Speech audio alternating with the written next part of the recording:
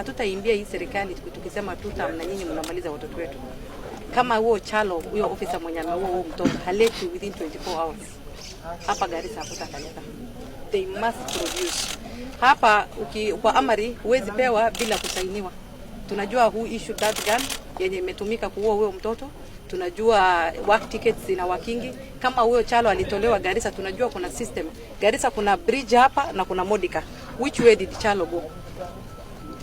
Na Chalo, kama maofficers wenu hapa wako na mental issues, mbona wapatiwe bunduki na wanalinda wananchi? Kwa hivyo tunasema hii incident ya kwanza, kuna kijana amekufa tu within this year, ni mtoto wa 3 ameuliwa hapa. Mimi kama mama na niko na watoto rika ya mtoto ameuliwa sasa, sitakubali hiyo kitu ifanyike. And next time we will defend ourselves. Polisi akiua make sure tumemchapa hata yeye. Wakiua tuna defend ourselves because now tunaambiwa hapa kuna shabab, kuna shabab, polisi wamegeuka wamekuwa shabab hapa Garissa. Ukitaka kuua mmoja wetu, you make sure you kill me first before you kill the residents of Garissa County.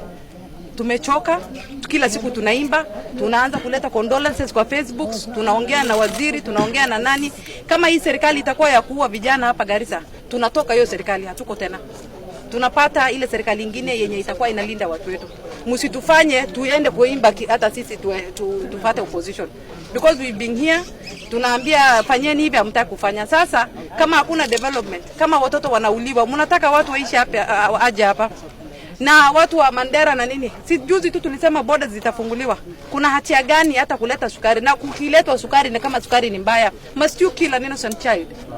Lazima mtoto auliwe? Hiyo ndio mimi nauliza, ile swali niko nayo. Kwa nini asishikwe? Hii pingu nimeshikilia, siku na mtoto alikuwa amefungwa. Mbona unaua mtu wako kwa pingu, helpless child mwenye anakuangalia, unashoot at close range? Hiyo tutakataa. From now on 24 hours kama huyo Chalo hatafika na serikali haitaleta huyo mtu, Garissa hakutakalika. We will demonstrate and Garissa is becoming a crime scene na hatutakubali. Hii station afadhali ifungwe, wafunge, we will govern ourselves. Nothing else. Kama mtu ataua mtu, haki ya kuua, an eye for an eye will work in this county.